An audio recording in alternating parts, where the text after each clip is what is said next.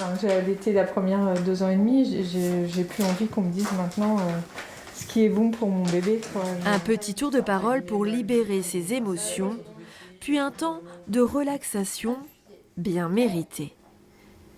Enfin, une activité autour d'une thématique. Aujourd'hui, c'est comment bien nourrir le corps et l'esprit des jeunes mamans. Ça permet de se remémorer qu'il faut prendre soin de soi, c'est important. On le sait, mais on ne fait pas forcément assez. Selon les dernières statistiques, près de 80% des Françaises vivent mal l'après-accouchement, période qu'on appelle postpartum. Anne, en créant ce cercle à Amiens, a voulu rompre l'isolement des mères en congé maternité. Sur le plan vraiment émotionnel et psychologique, vraiment, moi j'ai l'impression qu'il n'y a pas grand-chose.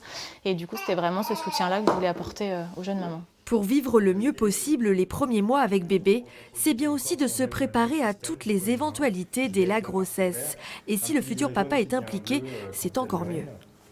Allez, au bain. C'est un petit peu naturel en fait d'accompagner la maman aujourd'hui dans ces gestes qui vont être notre futur en fait.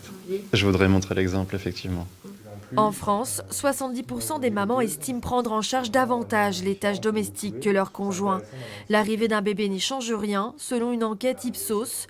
Le formateur alerte sur l'importance de s'impliquer à deux pour traverser la première année très difficile.